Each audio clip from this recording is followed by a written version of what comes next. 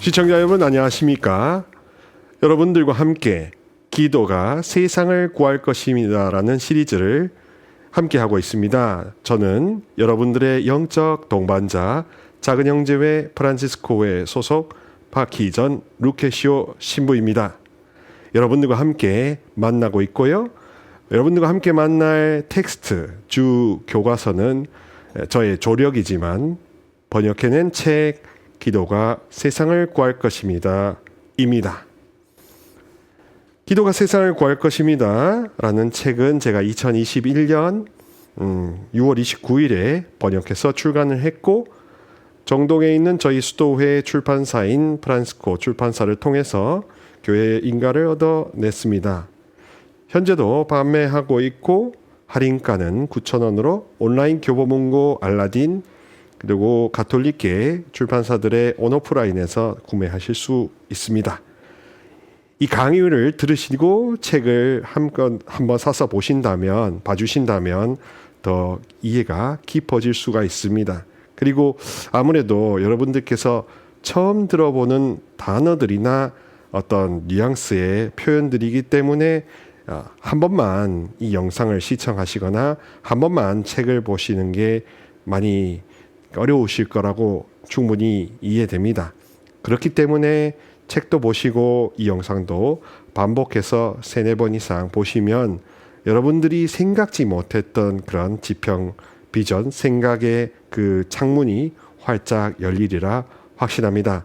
저는요, 물고기를 잡아주는 어부이기보다 낚시질을 가르쳐주는 교사, 동반자, 가이드이고 싶기 때문에 제가 하는 표현이나 제가 하는 것은 이전에 들어보시지 못해서 당황스럽고 생소하시리라 믿습니다.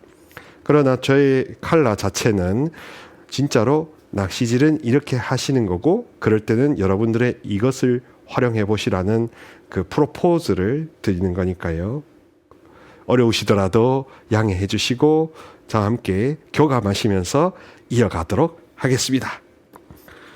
계속해서 제 책의 챕터 2 어떤 하느님께 기도하고 있는가 내용을 다루고 있습니다.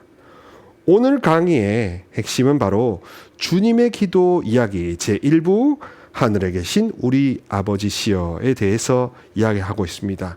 주님의 기도는 아시다시피 하느님께 대한 청원, 우리의 청원 이렇게 두 가지로 양분되지 않습니까? 오늘 저희에게 일용할 양식을 주시고로 우리의 필요를 청하는 청원이 다음 강의에서 이어질 것이고요. 오늘 여러분들이 지금 보시는 이 강의에서는 하늘에 계신 우리 아버지 땅에서도 이루어지소서 그 부분에 관련된 내용들을 조금 더 깊이 있게 풀어드리도록 하겠습니다. 마태복음 6장 9절부터 13절 말씀이 이렇죠. 그러므로 너희는 이렇게 기도하여라. 하늘에 계신 저희 아버지, 아버지의 이름을 거룩히 드러내시며 아버지의 나라가 오게 하시며 아버지의 뜻이 하늘에서와 같이 땅에서도 이루어지게 하소서. 오늘 저희에게 일용할 양식을 주시고 저희에게 잘못한 일을 저희도 용서하였듯이 저희 잘못을 용서하시고 저희를 유혹에 빠지지 않게 하시고 악에서 구하소서. 우리가 잘 알고 있는 주님의 기도의 원 버전입니다.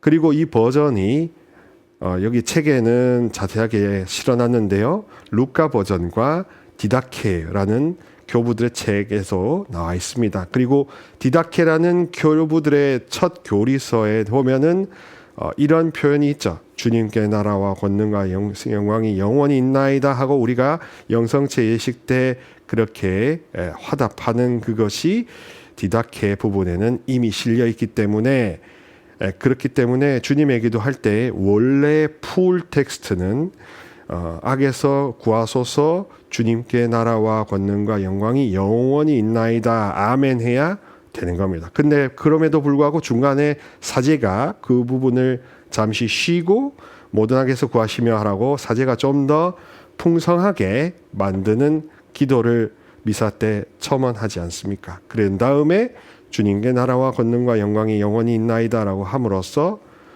또 계속해서 이어지도록 하는 그런 좀 다른 버전이 있습니다. 개신교에서는 주님의 기도를 그 세세 영원히 다스리시나이다까지 합쳐서 주님의 기도라고 가르치지만 가톨릭 교회 안에서는 그 디다케 부분은 일단 좀 별개로 떼놓되 미사경문에는 포함시켜 놓고 있습니다. 기도가 세상을 구할 것입니다. 제 책 74쪽의 표현을 살펴봅시다.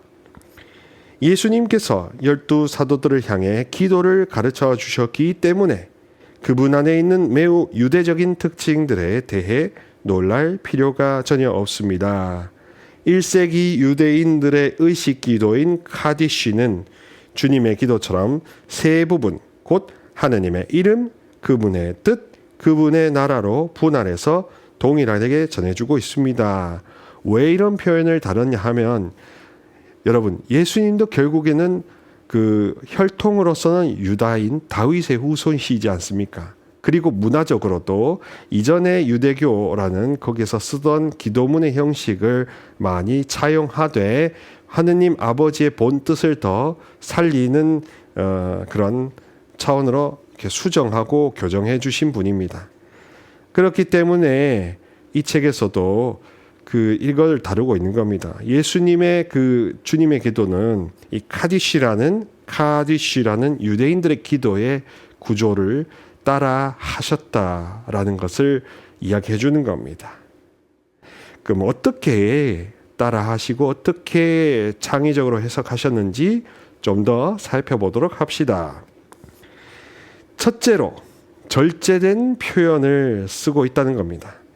하느님께서 아람어의 아바라고 하기도 하지요. 해당되는 아버지로 굉장히 풍부한 정감을 축약형으로 표현한 것입니다. 이 호칭은 대개 아버지나 랍비에게 적용되던 호칭입니다. 라는 표현인데요. 무슨 뜻인가 알쏭달쏭 하실 겁니다. 그러니까 뭔가 나가 가까이 살갑게 모실 분, 존중해야 될 분, 그런 분을 우리는 아바라고 아버지라고 표현했던 겁니다. 그리고 아버지라고 표현하는 것은 굉장한 친밀감의 표현이었지 뭔가 더 상위에 계시는 권위자를 지칭하기는 않았습니다.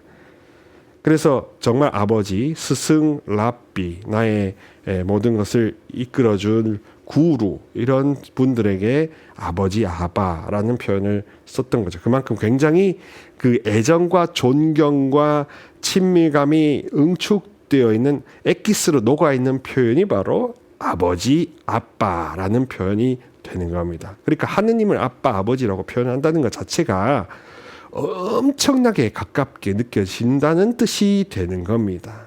또 반대로 말하면 아빌라의 데레사처럼 만약에 여러분들도 똑같이 그렇게 해보세요. 하늘에 계신 우리 아버지, 하늘에 계신 우리 아버지라고 하는데 하느님이 아버지로 느껴지지 않으면 하느님이 아버지라는 호칭에 따라 살가운 느낌, 따스한 느낌이 들지 않으면 거기서 기도를 멈춰라. 더 기도가 진행되어도 기도가 기도답지 못하다라는 식으로 원리를 가르쳐주고 있는 겁니다.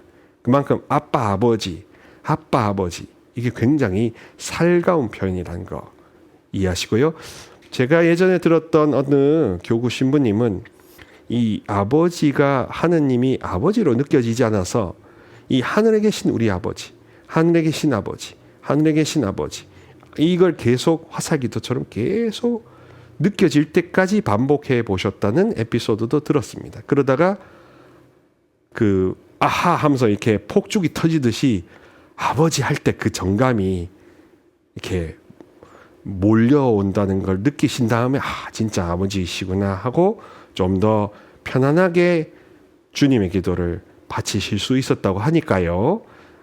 그런 점을 활용해 보시면 좋을 것 같습니다. 그래서 하느님이 아버지로 느껴지신다면 여러분들은 더 이상 어떤 기도에 대한 방법을 찾지 않아도 되거든요.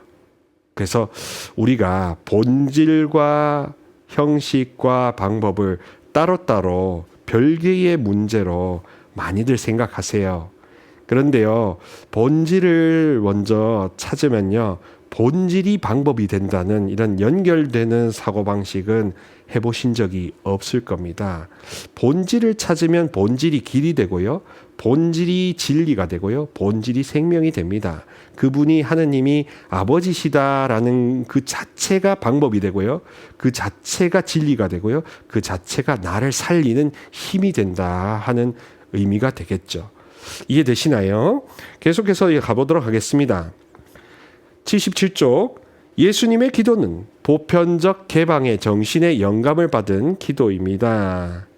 기도를 받으시는 하느님께서는 각 사람과 모든 사람의 아버지이시며 어떤 차별도 없으신 분이십니다. 이렇게 되어 있습니다.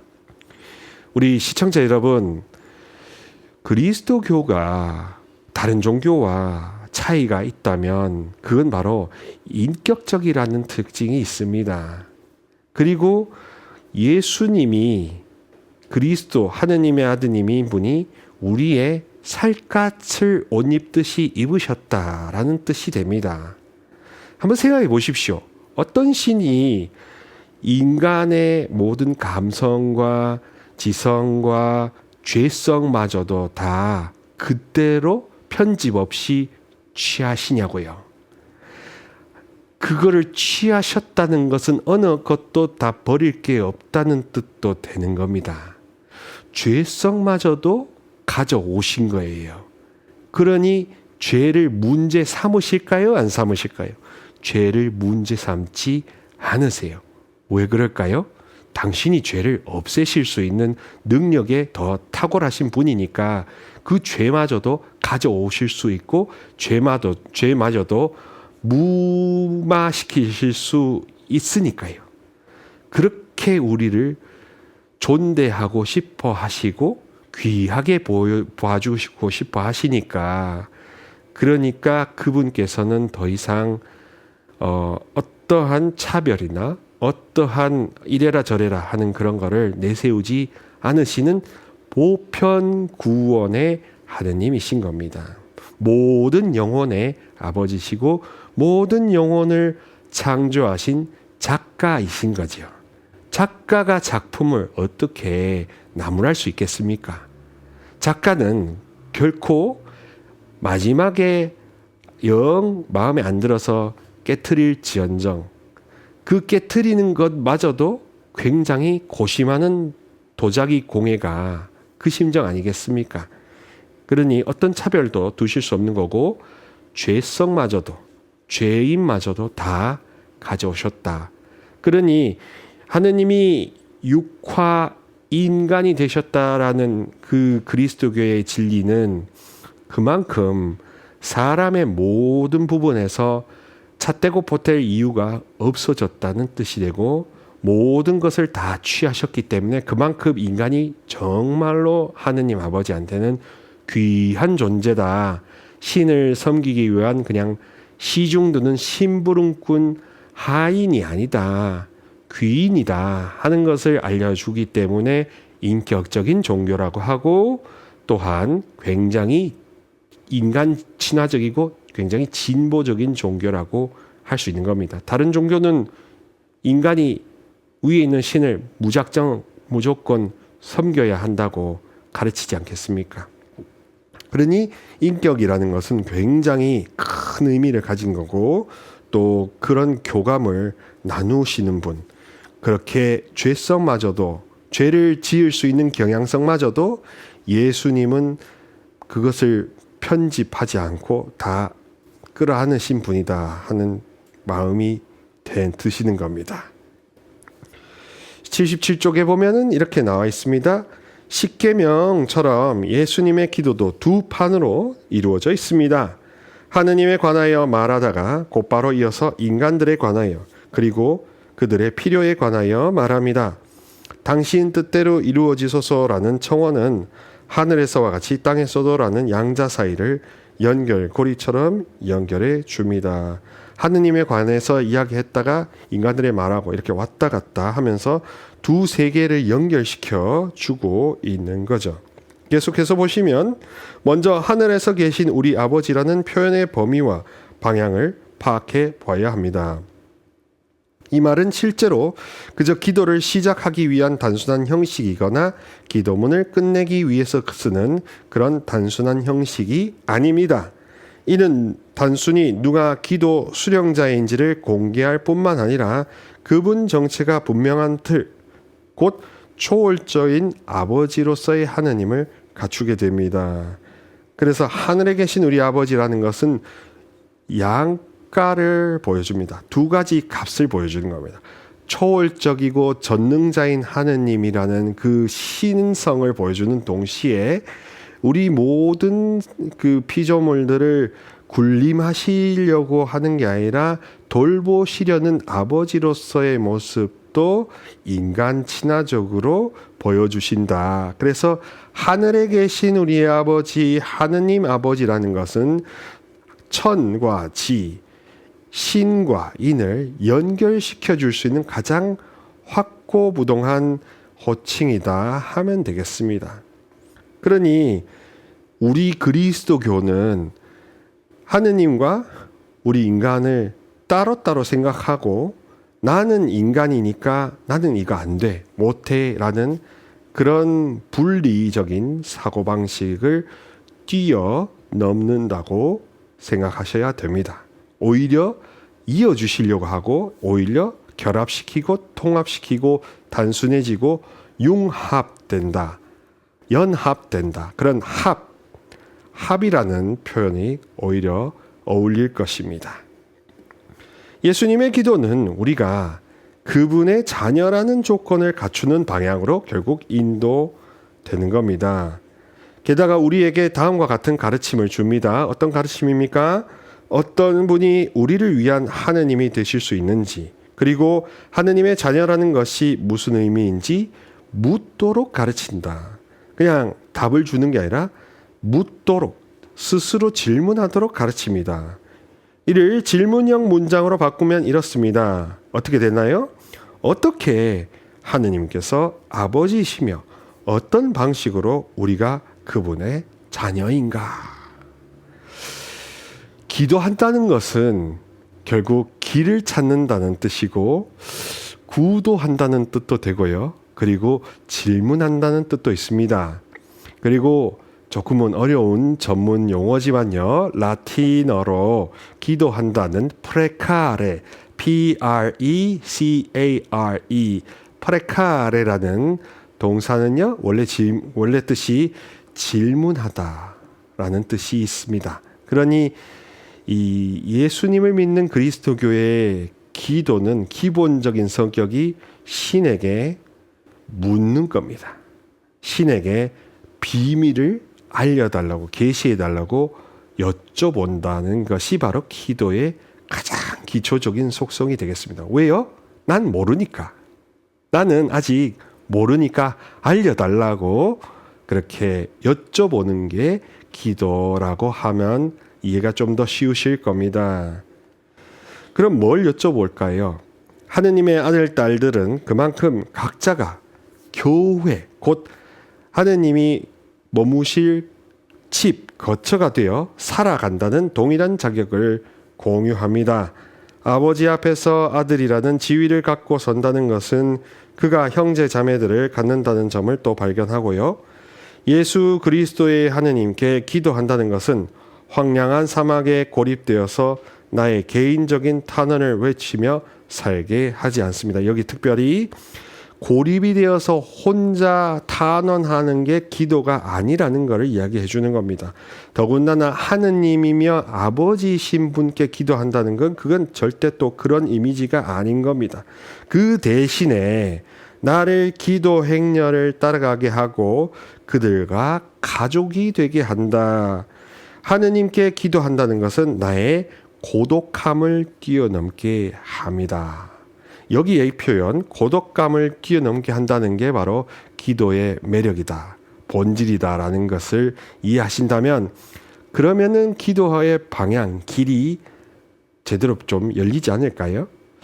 많은 분들이 외로움을 호소는 하시는데 외로움을 없애달라고만 하시지 외로움보다 더 크신 아버지를 알게 느끼게 해달라고는 기도를 해보신 적이 없으실 겁니다. 제가 지난 강의에서도 말씀드렸지만 예수님을 믿는 종교의 평화, 기쁨을 얻는 그 지혜 길은요, 하느님보다 더 앞서는 건 없다. 그래서 아무 상관이 없다. 다 2순위, 3순위, 5순위 되는 문제들이지 하느님보다 앞서는 건 없다라는 그것 때문에 다 상관없어지고 상대화된다. 절대 군주이시고 절대 임금이시며 절대 신이신 하느님 아버지 외에는 다른 것을 섬길 이유가 없다. 다른 걸 섬기면 우상에 해당이 된다. 자기 문제마저도 그런 차원을 이야기해 드리는 겁니다. 형제 자매 여러분, 십계명의 제1계명만 지키면 다 행복해질 수 있습니다. 질서의 하느님을 만나실 수 있고 그분의 꾸지람과 그분의 가르침 속에서 보호를 받고 살아갈 수가 있습니다. 그러나 제1계명을 등한시하고 제1계명을 제3계명, 제4계명 우선순위를 이렇게 자꾸 미룬다면 그러면 스스로 불행해지고 스스로 무질서 속에 살아갈 수밖에 없는 거죠. 그래서 고독을 스스로 자초할 수도 있는 겁니다. 그러니 여러분들 체험을 해보신 분들은 제 말을 이해하실 텐데 하느님을 더 우선시할 때 가장 안정적이고 가장 평화로우며 그분이 진짜 자상한 아버지시고 자녀들이 또랑에 빠지나 똥통에 빠지는 것을 절대 원하지 않고 더군다나 죄악과 어두운 마귀들에게 놀아나는 것은 더더욱 싫어하신다는 것을 절감하실 수 있을 것입니다. 80페이지 보시면 그렇습니다. 그분의 이름이 거룩하게 된다는 것은 그 이름이 하느님만의 고유한 정체성을 드러내는 이름으로 세상에 알려지고 흠숭과 공경을 받으시기를 바란다는 의미입니다. 이 청원의 의미는 당신을 아버지로 알게 하소서라는 뜻이 되는 겁니다. 자, 여러분, 마리아야 라고 할 때 그 듣는 사람이 자기 자신을 마리아로 알아주시는 분, 마리아라고 불러주시는 분, 마리아로 귀하게 여겨주시는 분, 그 모든 분이 동일 인물이기 때문에 소스라치게 놀라고 기뻐했던 거 아니겠습니까? 하느님이시고 아버지가 아버지이시면 너무 좋다는 겁니다. 그 말은 다르게 말장난처럼 생각하면 우리가 하느님을 아버지, 하느님을 너무 무서운 분으로 생각하고 있는 이 착각 때문에 하느님을 아버지로 여기지 못하고 있다는 뜻이 됩니다. 그래서 신앙은요, 또 다른 표현으로 하자면 걸리적거리는 것을 치워버리는 그 장애물 제거 작업도 신앙에 필요한 것이 됩니다. 그리고 항상 하느님을 제일 앞순위로 세우려고 하는 그런 몸부림, 정말로 그 힘겨운 싸움, 그게 바로 영적 투쟁이 핵심이 되는 거지요. 결론적으로 하느님 나라가 임하도록 하시는 분은 하느님이시며 당신 이름을 거룩하게 하시는 분도 하느님이십니다. 하지만 기도하는 이는 압니다. 하느님께서 그대로 하시기를 바라면서도 하느님의 이런 요청이 실현되려 할 때에 기도하는 이 스스로가 동참하지 않으면 그분에 대한 모든 신뢰를 잃을 것입니다. 형제 자매 여러분, 조금은 어려운 이야기일 수 있는데요. 최대한 제가 쉽게 풀어보겠습니다. 자, 신이 이렇다. 신은 이러신 분이다 라고 하는 신에 대한 설명, 변호, 이게 바로 신학이라고 합니다. 그리고 인간은 이렇다, 인간은 이렇게 살아야 마땅하다 하면서 인간을 설명하고 인간을 존귀한 작품이라고 변호하는 것을 인간학이라고 합니다. 신학과 인간학을 이렇게 결합시켜서 보는 것을 신학적 인간학이라고 하고, 성서 안에서 인간의 모습을 어떻게 바라보는 것을 이렇게 살펴보는 것을 성서 인간학이라고 전문적으로 다루고 있습니다.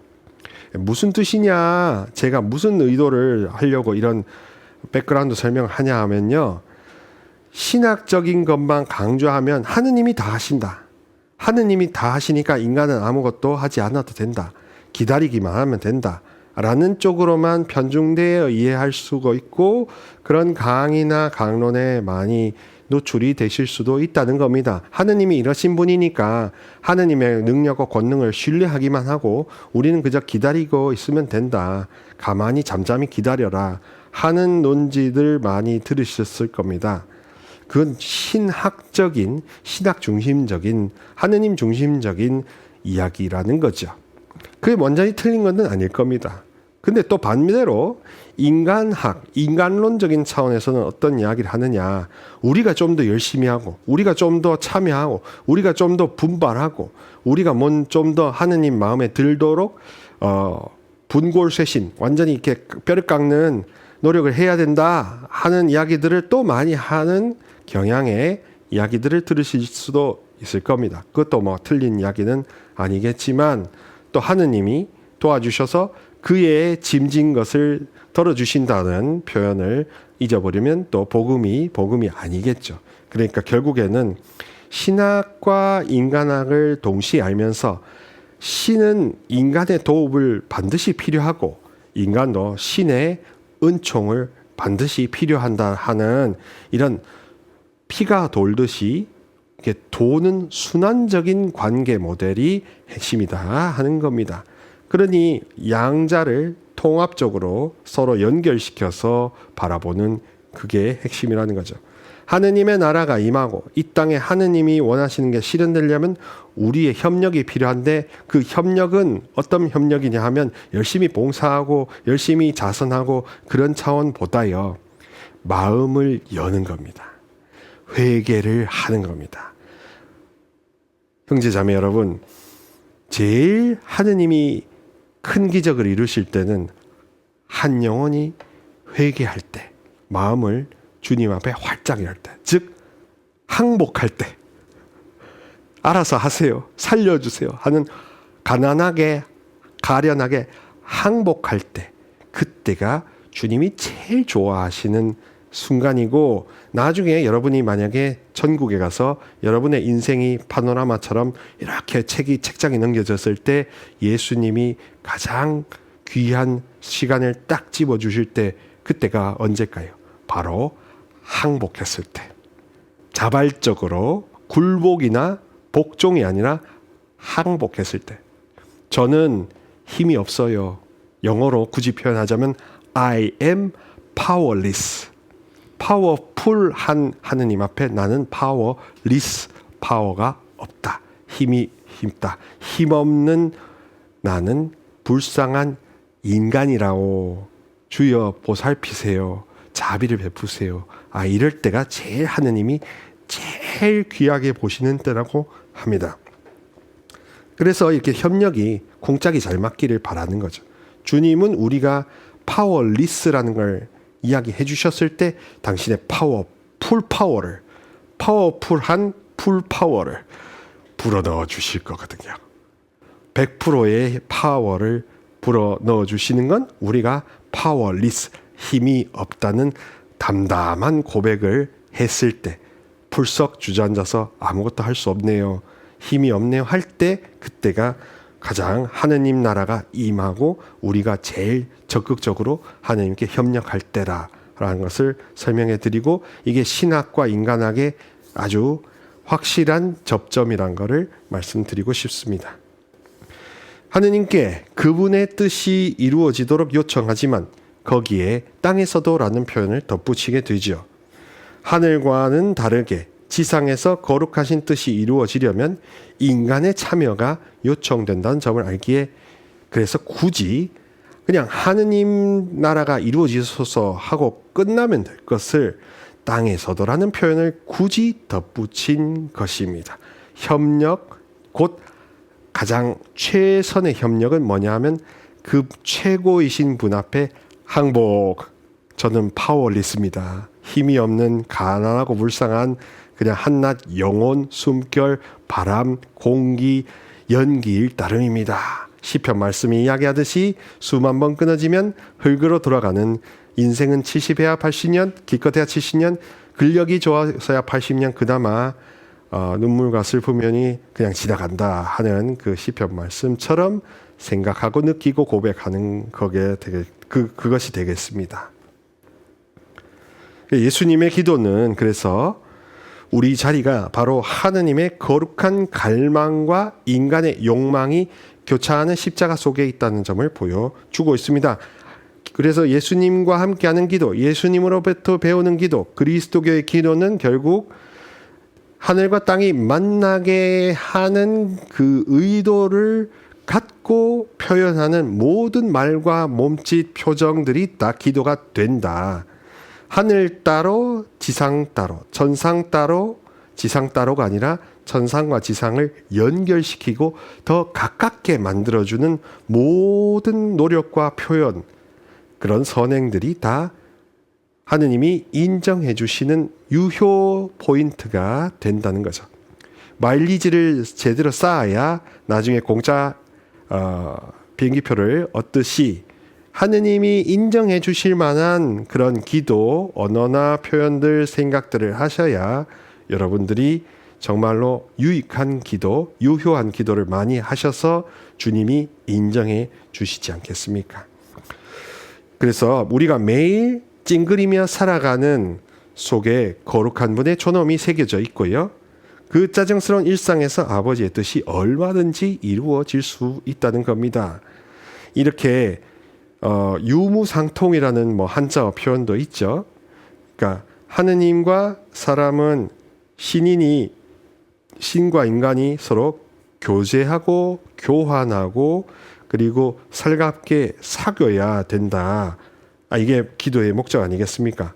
그리고 모든 것들은 다 연결되고 하나 되고 단순해지는 방향으로 간다 하니까 주님의 기도에 나타난 이 첫 번째 하늘에 계신 우리 아버지를 통해서 우리가 얻을 수 있는 그 교훈은요, 기도한다는 목적 자체가 다 연합하고 통합하고 결국에는 뭐다? 하느님만 남는다 하는 그 결론 마라톤에 이르고자, 그 결승선을 끊고자, 도달하고자 기도를 시작한다. 하늘과 땅을 연결하고 내가 아버지께 속한다는 소속감이 더 커지기 위해서 별의별 말들을 다 쓸 수가 있다는 뜻이게 되겠습니다. 그러니까 나는 아버지의 자녀다라는 소속감이 커지려고 기도한다는 뜻이 되겠고요. 제가 말을 막 길게 해서 그런데요. 하느님께 속하는 자녀라는 신분과 소속감을 더 크게 만들려고 기도가 필요한 것이고요. 그래서 점점 내가 예수님 입장으로 그 몰입이 되는 게 바로 제대로 기도가 된다, 기도를 한다 하는 뜻이 됩니다. 그러니 여러분들이 어떻게 기도를 하고 계시는가, 여러분들의 정감과 감정은 어느 쪽으로 가고 계시나, 아버지로 살갑게 느껴지고 그분의 따스함을 느끼시며 내가 예수님처럼 아들의 반열에서 내가 똑같은 이야기를 하고 있나, 아버지의 뜻이 진짜 이 땅에 이루어지라고 그렇게 하고 있나, 그러면 여러분들 진짜 다른 기도 안 하셔도 무방할 정도로 기도를 아주 잘하고 계신 겁니다. 결국에는 관계, 결국에는 맺음, 결국에는 살가운 사귐, 정다운 교제가 기도의 핵심 아니겠습니까?